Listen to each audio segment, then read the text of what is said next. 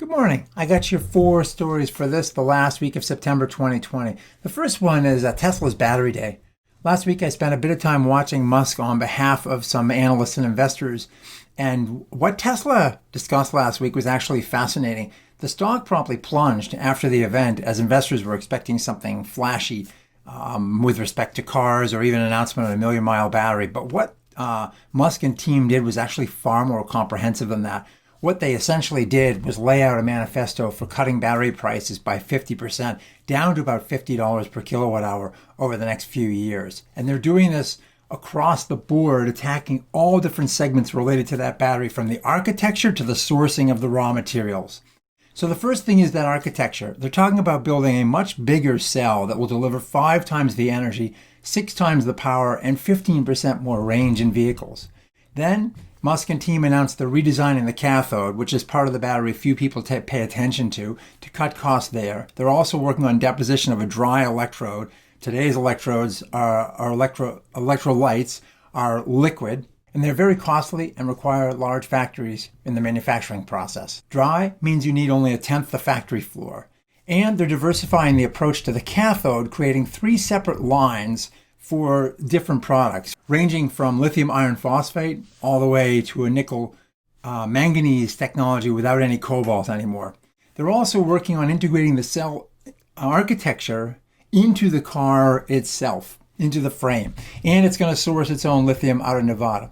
What they didn't focus on was stationary storage or that million-mile battery, which he had teased before in tweets, and which his chief battery scientist Jeffrey Dunn had published a paper about in September of last year. Oh, and Musk introduced the word tera scale or terawatt hour into the vernacular.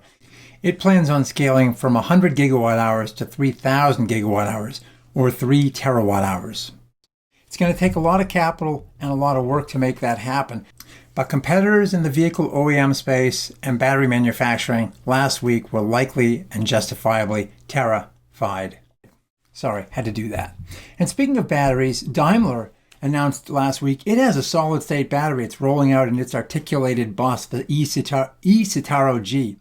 It's optionally equipped with these solid-state batteries, and in a statement, Benz crowed that it now takes the technological lead, quote, not just in the bus segment, but in automotive construction worldwide, since, quote, in general, vehicles with solid-state batteries as a standard were not expected until the middle of this decade. Benz cites an energy density around 25% greater than the coming generation of traditional lithium-ion batteries with a liquid electrolyte. They'll be cobalt-free and have a basic standard guarantee for the high-voltage battery for up to 10 years or 280 megawatt hours of energy throughput.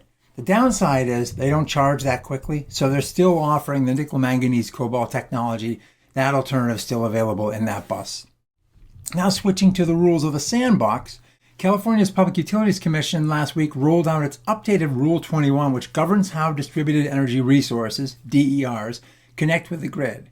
The 3 most critical issues are they first rolled out a plan to incorporate data on actual grid conditions at the locations of the expected interconnection points.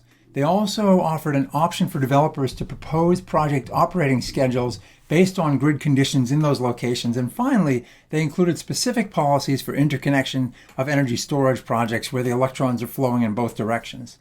The California utilities will begin to employ this, what's called hosting capacity analysis, which will model the grid to determine specific conditions affecting its ability to host these DERs.